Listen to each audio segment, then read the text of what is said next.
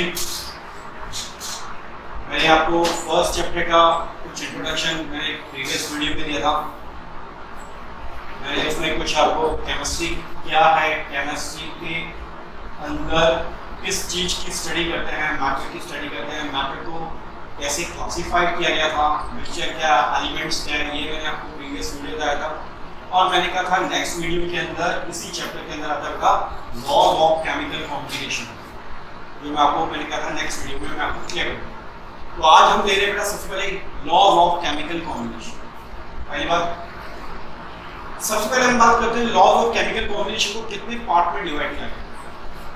पहला है laws of conservation of mass, second है law of constant proportion, third है law of multiple proportion and next है Avogadro law. हाँ, सही बोल रहे हो, ये आपने सारे पॉइंट क्लास 9 के अंदर भी इनकी स्टडी करी थी। साइंस का सेकंड चैप्टर था आई थिंक शायद, तो उसके अंदर आपने इसकी स्टडी करी हुई। तो यही आज आपको 11th में मैंने, क्योंकि 9 का जो सिलेबस है सेम वो 11th का है, बस 11th में एक्चुअली क्या डीप में सिलेबस आ रहा है, उसको पूरा एक्सप्लेन होता है। ठीक, तो आज सबसे पहले हम बात करते हैं law of conservation of mass. Actually law of conservation mass है, उसको अदर लैंग्वेज में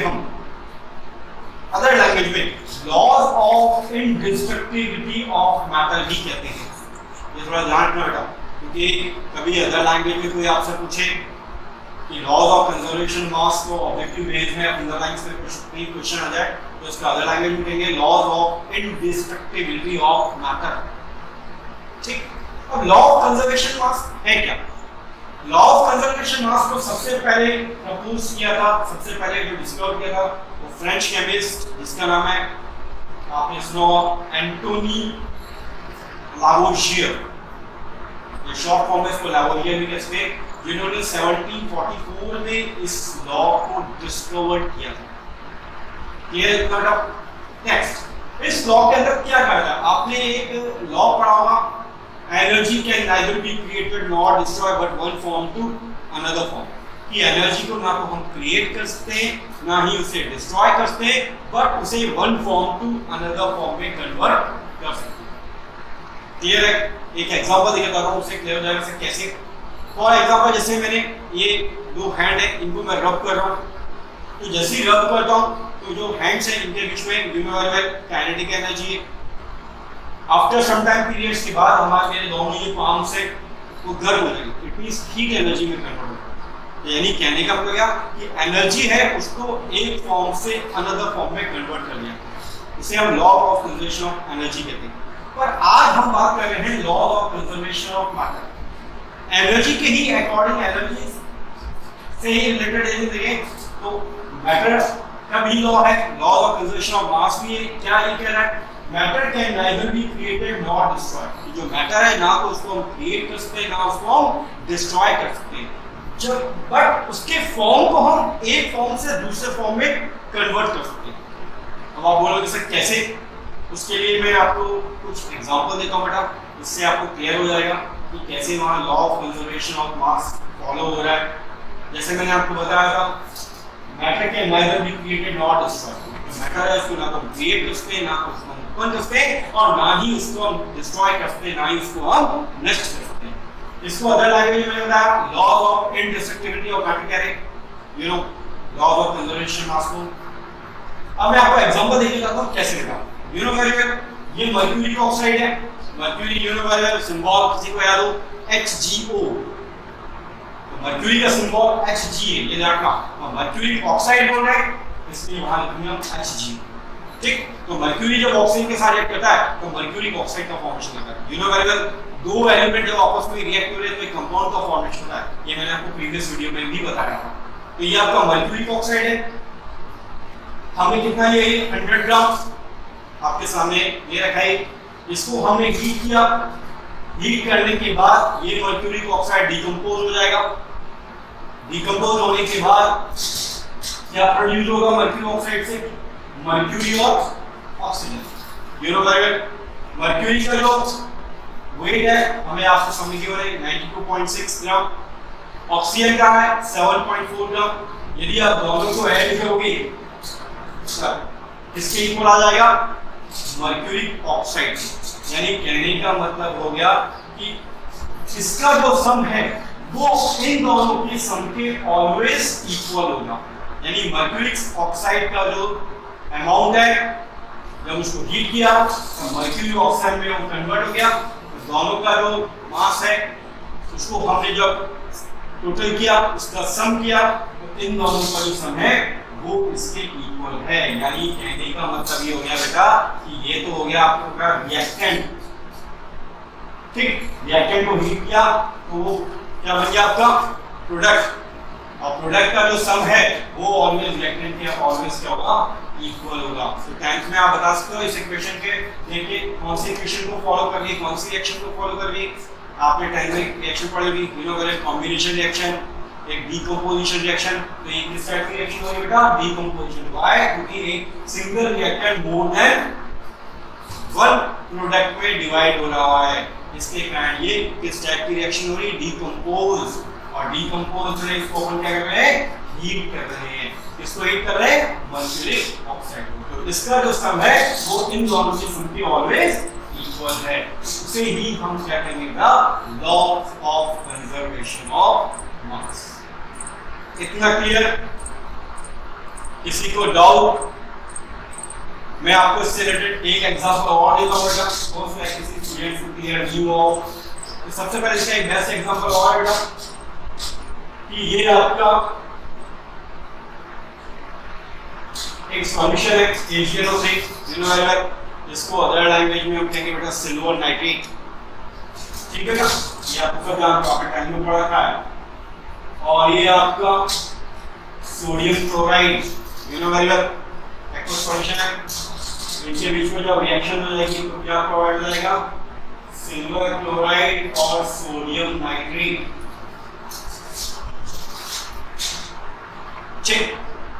अब इसे मीन क्या लिखा? प्रैक्टिकली बेस में आपको बता रहा कि आपके पास एक ही टेस्ट ट्यूब है, सुनना ध्यान से।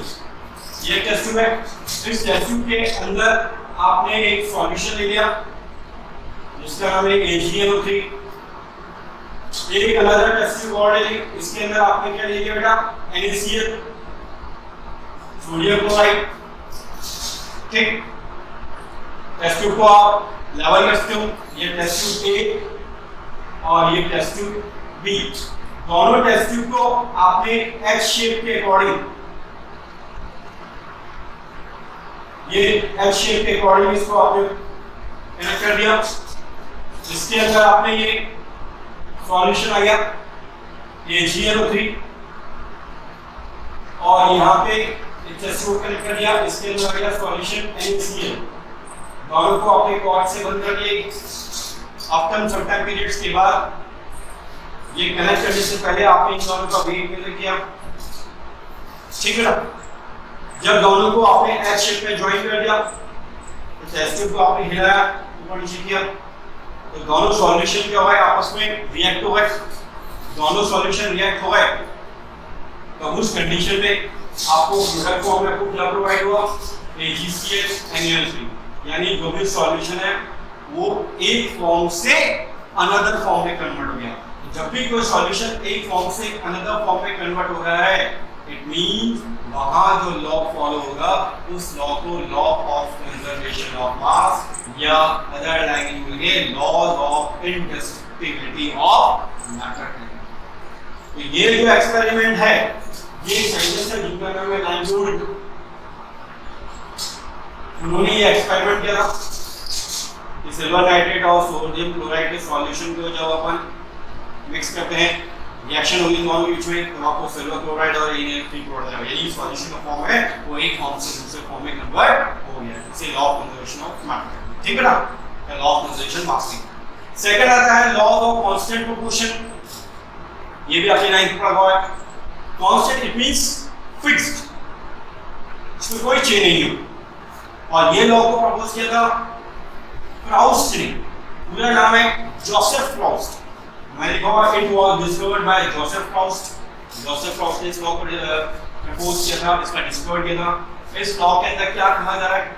A chemical compounds always contain same element combined together in same proportion by mass. क्या मतलब हुआ कि जब भी कोई दो एलिमेंट आपस में रिएक्ट करते हैं तब एक कंपाउंड का फॉर्मेशन होता है, तब उनके बीच जो उनका जो मास के बीच में जो मास होगा उनका जो प्रोपोर्शन है वो ऑलवेज कैसा रहेगा, फिक्स रहेगा। अब आप बोलोगे सर कैसे, इसका मैं आपको एग्जांपल देके बताऊं कैसे बेटा। देखिए ध्यान से, फॉर एग्जांपल इसका सबसे बेस्ट एग्जांपल है, you know very well what is this H2।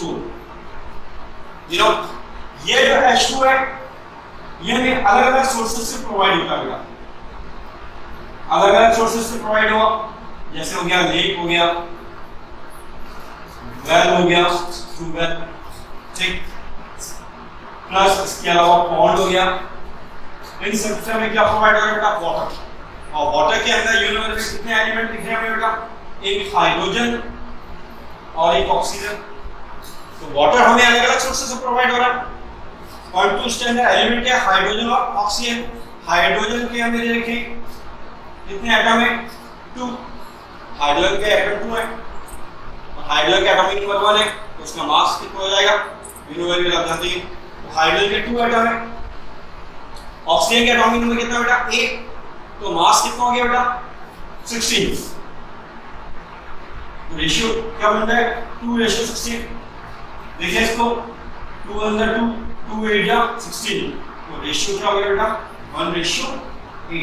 यानी कहने का मतलब हो गया कि वाटर जो है वो हमें अलग अलग सोर्सेज से प्रोवाइड हो रहा है, लेक से भी प्रोवाइड हो रहा है, वेल से भी प्रोवाइड हो रहा है, पॉन्ड से भी प्रोवाइड हो रहा है, परंतु उनके बीच में जो रेशियो बनेगा वो ऑलवेज कैसा बनेगा बेटा, कांस्टेंट बनेगा या फिक्स बनेगा। तभी उस लॉ को हम क्या कह रहे हैं, लॉ ऑफ कांस्टेंट प्रोपोर्शन। एक बार समझ लो, इस लॉ को जोसेफ रॉस ने डिस्कस किया था। इस लॉ के अकॉर्डिंग था कि जैसे कोई भी दो एलिमेंट जब आपस में रिएक्ट करते हैं तो एक कंपाउंड का फॉर्मेशन होता है, तो उनके बीच में जो मास के बीच में जो रेशियो रहेगा वो ऑलवेज कैसा रहेगा, सेम रहेगा। एग्जांपल मैंने बताया दिया है कि वाटर के दो एलिमेंट है हाइड्रोजन ऑक्सीजन, तो उसका जो रेशियो हम देख रहे हैं 1:8 आ रहा है। इट मींस वाटर की सोर्सेज में अलग अलग सोर्स से वाटर प्रोवाइड हो रहा है, उनके बीच में जो रेशियो रहेगा वो ऑलवेज फिक्स रहेगा या कांस्टेंट रहेगा। इट मींस उस लॉ को हम लॉ ऑफ कांस्टेंट प्रोपोर्शन। इतना क्लियर? किसी को डाउट कि सर मेरे को ये पॉइंट्स क्लियर नहीं हुआ है, उसको मैं एक और एक्सप्लेन करता हूँ। इससे रिलेटेड क्वेश्चंस एग्जाम में जरूर आएंगे बेटा। आपके जो टेस्ट होंगे तो उसके अंदर ये प्रीवियस आप पेपर उठा के देखोगे तो उसके अंदर लॉ ऑफ कांस्टेंट प्रोपोर्शन आ रखा है, किसी ईयर में लॉ ऑफ कंजर्वेशन मास भी आ रखा है। तब आपको लॉ लिख के विद एग्जांपल दोगे तो वो ज़्यादा बेटर है। और नहीं हो तो आजकल देख ही रहे सीबीएसई ने जो पैटर्न चेंज किया है कि MCQ based question of underline सारे, तो उसके अंदर भी ये इस पॉइंट्स से रिलेटेड क्वेश्चंस आ सकते। तो आपको ये दोनों लॉ क्लियर करने हैं और इन दोनों लॉ को इंक्लूड किया गया है लॉ ऑफ केमिकल कॉम्बिनेशन। इतना क्लियर? किसी को डाउट हो तो वो कमेंट बॉक्स में कर सकता है। ठीक है, थैंक यू।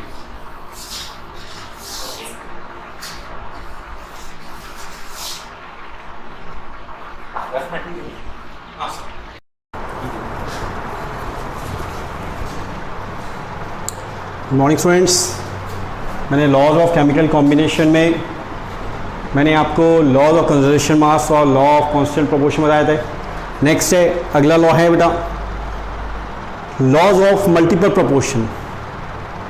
सबसे पहले मैं आपको बता दूं, लॉ ऑफ मल्टीपल प्रोपोर्शन जो है वो जॉन डाल्टन ने डिस्कवर किया था।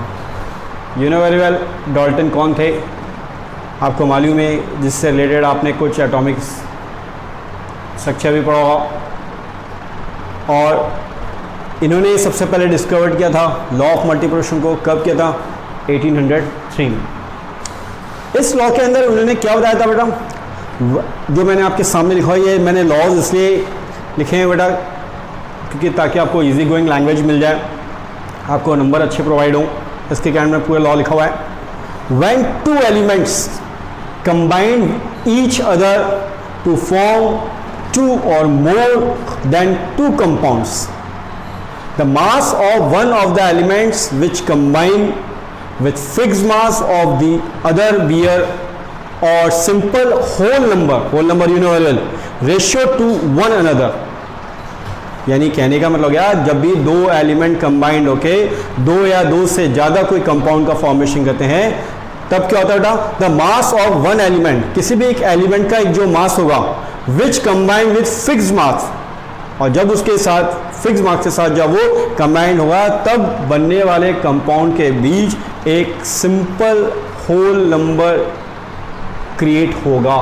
और कैसे होगा सर, ये मैं आपको बताता हूं। You know very well, example के according carbon and oxygen, carbon oxygen जब कंबाइन होते हैं तब दो कंपाउंड का फॉर्मेशन होता है बेटा। एक होता है CO जिसको आप कार्बन मोनोऑक्साइड कहते हो, एक होता है CO2 जिसको आप कार्बन डाइऑक्साइड कह रहे हो। तो कार्बन ऑक्सीजन कंबाइन होकर दो कंपाउंड का फॉर्मेशन कर रहे हैं बेटा, एक CO यानी कार्बन मोनोऑक्साइड, एक है CO2 it means carbon dioxide. इतना क्लियर। अब इसके अंदर ये लॉ कैसे फॉलो होगा सर, सबसे पहले हम देखते हैं बेटा CO जिसको हम कार्बन मोनोऑक्साइड कह रहे हैं, कार्बन का यूनिवर्सल एटॉमिक नंबर आप में से कोई बता सकता है? आप बेटा बता सकते हो कार्बन का एटॉमिक नंबर कितना है प्लस उसका एटॉमिक मास क्या है? आपको सबको याद होना चाहिए, 11th में अगर 10th में ही बच्चों को ये क्लियर होता है। आप में से कोई बता सकता है? ठीक है, वेरी गुड। इसका जो है एटॉमिक नंबर 6 है, तो उसका मास कितना हो जाएगा बेटा? 12 कार्बन का, क्योंकि एटॉमिक नंबर 6 है तो मास कितना है? 12। तो क्या लिखा है मैंने? 12 पार्ट मास ऑफ कार्बन। ठीक, अभी किसके साथ रिएक्ट हो रहा है? ऑक्सीजन के साथ। तो ऑक्सीजन का एटॉमिक नंबर कितना बेटा? 1, तो मास कितना हो गया? 16। Very good. क्या लिखा है मैंने? Combined with 16 part by mass of oxygen. ठीक, तो हम क्या देख रहे हैं? कार्बन का मास 12, ऑक्सीजन का मास 16, और कार्बन ऑक्सीजन जब दोनों रिएक्ट हुए तब क्या बन गया बेटा? CO, it means carbon monoxide. You know, second बन रहा बेटा एक और carbon dioxide, universal carbon oxygen से रिएक्ट होता है तब एक कंपाउंड का और फॉर्मेशन होता है जिसको हम कह रहे हैं बेटा कार्बन डाइऑक्साइड। तो क्या इधर रिटर्न है बेटा? 12 part by mass of carbon, same जैसे कार्बन मोनोऑक्साइड भी था, with other part with 32 part by mass of oxygen. अब बात होता है सर 32 हो गया, क्योंकि कारण क्या होता है बेटा? ऑक्सीजन का एटॉमिक नंबर कितना है? 1, तो मास कितना हो गया बेटा? 16। Very good. जब ऑक्सीजन का एक एटम दे रखा है तब इट मींस वहां जो उसका जो मास होगा ऑक्सीजन के एक एटम का, तब हम क्या लिखेंगे? 16। ठीक बेटा। अब ऑक्सीजन के कितने एटम है? 2 एटम है, पर मॉलिक्यूल ऑक्सीजन का कितना? 1 है, इट मींस डाई एटॉमिक है। वाई? क्योंकि O2 आ गया। तो यू नो वेरी वेल, 2 × 16 तो कितना हो गया? 32। तो क्या लिखा है बेटा? With 32 parts by mass of oxygen, क्योंकि कार्बन डाइऑक्साइड में अपन ने क्या लिखा बेटा? O2 लिखा है, यहां CO था। ठीक, अब दोनों के बीच हम रेशियो देखते हैं, तो कार्बन कार्बन में तो सेम आ रहा है, you know very well, 12/12। Oxygen में हम देखते हैं, तो ऑक्सीजन का जो CO के अंदर जो रेशियो आ रहा है कितना आ रहा है बेटा? 16। कार्बन डाइऑक्साइड के अंदर O2 का कितना आ रहा है? 32। 16 बन जा 16, 16 2 जा 32, तो क्या आ गया? दैट्स, इसको हम कहते हैं बेटा सिंपल होल नंबर, यानी इसके जो रेशियो क्रिएट हो रहा है वो रेशियो क्या बन गया बेटा? 1:2। तो इनका हमने क्या किया? मल्टीप्लिकेशन किया, 16 बन जा 16, 16 2 जा 32। इट मींस तभी वहां जो लॉ फॉलो हो रहा है उस लॉ को हम क्या कहेंगे बेटा? Laws of multiple proportion. Multiple ही हो रहा है ना, 16 बन जा 16 32, तो 1:2। तो इस लॉ को हम कहते हैं बेटा लॉ ऑफ कांस्टेंट प्रोपोर्शन। ये आपके फर्स्ट जो यूटीवी टेस्ट होंगे उसके अंदर क्वेश्चन आ सकता है बेटा। ठीक, नेक्स्ट अदर आ रहा है एक एवोगैड्रो, या जिसको अदर लैंग्वेज में हम मोल कॉन्सेप्ट कहते हैं। सबसे पहले आप में से कोई बता सकता है स्टूडेंट, मोल ये वर्ड कहीं आपने पढ़ा हो, थोड़ा कुछ आइडिया? हाँ, सही बोला बेटा आपने। एक्चुअली थोड़ा मैं आपको और क्लियर करता हूँ, आपने एकदम सही बताया, उसको मैं और थोड़ा क्लियर करता हूँ। एक कॉमन लैंग्वेज में आपने एक वर्ड सुना होगा डजन। ठीक, और हिंदी के अकॉर्डिंग इसको कहा जाता है दर्जन। तो यू नो वेरी वेल, एक दर्जन, जैसे मैंने फॉर एग्जांपल लिखा कि 1 डजन मैंगो, तो how many mango in 1 dozen? 12। You know very well, मैंने 2 डजन लिख दिया तो कितने हो जाएंगे? 24 मैंगोस 2 डजन में।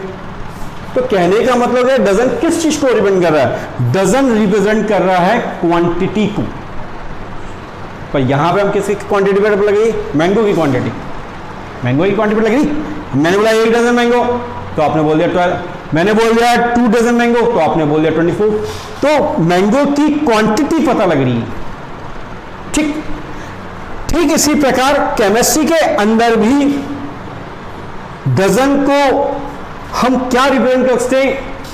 मोल। मोल को यदि हम देखें इसका लैटिन वर्ड के अकॉर्डिंग मीन, तो इसका बन सकता है हीप या चुपाइल। हीप या pile, it means collection. Heap means collection, pile means collection, total numbers.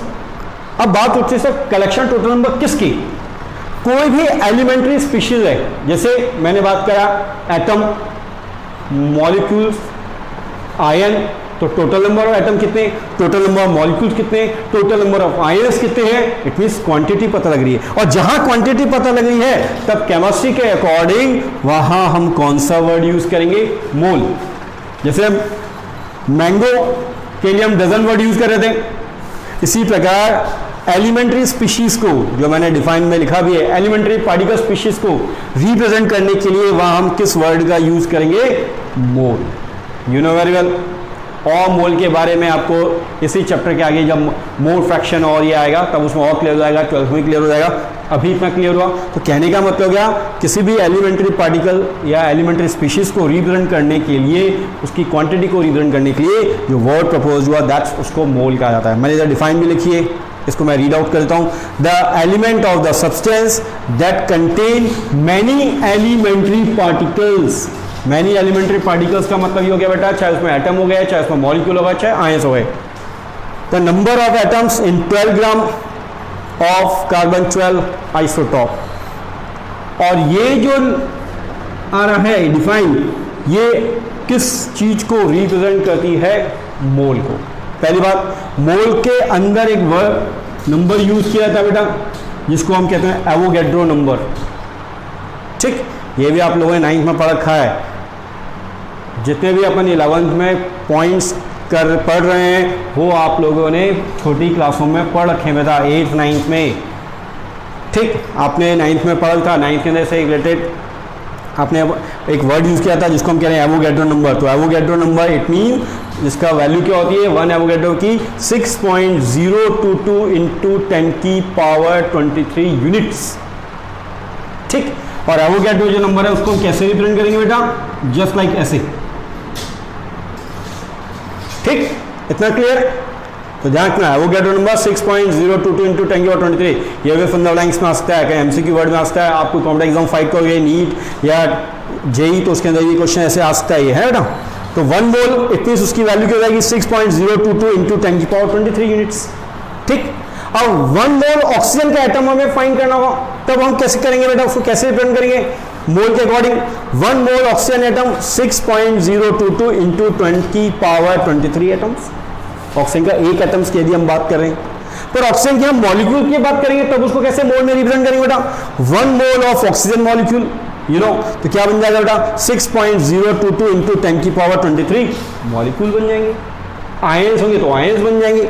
मैंने बताया था एटम, मॉलिक्यूल, आयंस को रिप्रेजेंट करने के लिए टोटल नंबर ऑफ एटम कितने हैं, टोटल नंबर ऑफ मॉलिक्यूल्स कितने हैं, टोटल नंबर ऑफ आयंस कितने हैं, उनको रिप्रेजेंट करने के लिए जो वर्ड प्रपोज हुआ उसको उन्होंने क्या नाम दिया? मोल दिया, जो मैं आपको यहाँ आपको रिप्रेजेंट किया। ठीक, 1 mole is equal to 22.4 litre L you know litre. तो molar volume, molar mass, you know very well कैसे फाइंड करते हैं वो मैंने आपको आगे क्लियर कर दूंगा। किसी मॉलिक्यूल का मास हम कैसे फाइंड करेंगे अभी बता देता हूँ। ठीक, तो मोलर वॉल्यूम पर कैसी स्टेट में बेटा? Gaseous substances. गैसियस सब्सटेंस के अंदर यदि हमें मोलर वॉल्यूम रिप्रेजेंट करना हुआ एक मोल को, तो क्या हो जाएगा, लिखेंगे उसकी value 22.4 litre. Litre you know very well, क्योंकि वॉल्यूम की यूनिट क्या बोलते हैं बेटा, लीटर। हाँ, किसी स्टूडेंट ने पूछा सर ये आपने ब्रैकेट पे लिखा है एसटीपी, एसटीपी का मीन क्या होता है, एसटीपी का फुल फॉर्म होता है बेटा standard temperature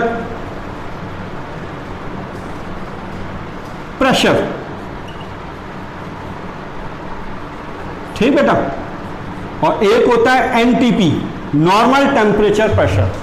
standard temperature pressure के अंदर ध्यान रखना, जो टेम्परेचर लिया जाएगा बेटा वो किस में होगा, केल्विन में होगा, ये थोड़ा ध्यान रखना।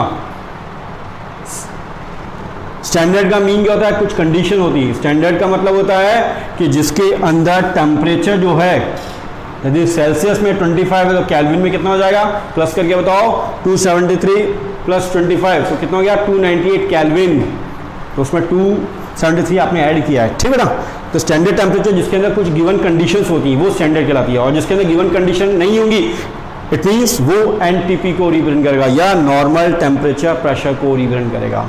तो मेरे कहने का मतलब ये हो गया बेटा कि यदि हमें एक मोल को यदि मोलर वॉल्यूम में यदि रिप्रेजेंट करना होगा तब उसकी वैल्यू क्या बन जाएगी, 22.4 लीटर।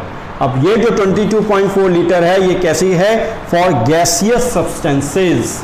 फॉर गैसियस सब्सटेंस की कंडीशन कैसी है, क्या समझिए, वो एसटीपी, और एसटीपी का फुल फॉर्म एक बार और सुन लो, स्टैंडर्ड टेम्परेचर प्रेशर, और एक एनटीपी होता है जिसको हम क्या कहते हैं बेटा, नॉर्मल टेम्परेचर प्रेशर। तो मेरे कहने का मतलब क्या कि ये आपका मोल कॉन्सेप्ट क्लियर हुआ। नंबर ऑफ मोल फाइंड करने का फॉर्मूला एक बार मैं आपको बता देता हूं। नंबर ऑफ मोल फाइंड करने का फॉर्मूला होता है given mass upon molar mass. Molar mass यानी किसी एक मॉलिक्यूल का मास। तो given mass upon molar mass, ये करने से नंबर ऑफ मोल्स हमें फाइंड हो जाएंगे। इतना क्लियर, ठीक। वैसे सब आपने ये 9th में पढ़ रखा है, फिर भी मैंने आपको यहाँ थोड़ा डिटेल बता दिया। तो मोल कॉन्सेप्ट से रिलेटेड भी क्वेश्चन आ सकता है, ठीक। इससे रिलेटेड कुछ न्यूमेरिकल्स भी होंगे जो आपके एनसीईआरटी में दे रखे हैं, तो वो आपको भी मैं आपको करवा दूंगा, ठीक। पर एट प्रेजेंट अपने थ्योरेटिकल बेसिस में अपन देखते हैं। तो एक आपका लॉ ऑफ मल्टीपल प्रोपोर्शन और एक आपका हो गया मोल कॉन्सेप्ट। इतना क्लियर, किसी को डाउट है तो पूछ सकता है। मोल का एक बार मीन और सुन लो। मोल इट मीन्स हिंदी के अकॉर्डिंग डजन कहते हैं। तो डजन जैसे क्वांटिटी को रिप्रेजेंट करता है, तो इसी प्रकार किसी भी elementary species total number of atom, total number of molecules, total number of ions को रिप्रेजेंट करने के लिए जो साइंटिफिक जो वर्ड यूज किया जाता है दैट्स उसे हम मोल कहते हैं। और 1 एवोगैड्रो की वैल्यू क्या होती है, 6.022 इंटू 10 की पावर 23, ठीक। तो ये आपका लॉज ऑफ केमिकल कॉम्बिनेशन में आज अपन ने पढ़े। सबसे law of conservation mass, law of constant proportion, law of multiplication, और एक है एवोगैड्रो या मोल कॉन्सेप्ट। इतना क्लियर, ठीक है। कुछ डाउट हो तो आप कमेंट बॉक्स में कर सकते हो, ठीक है। Thank you.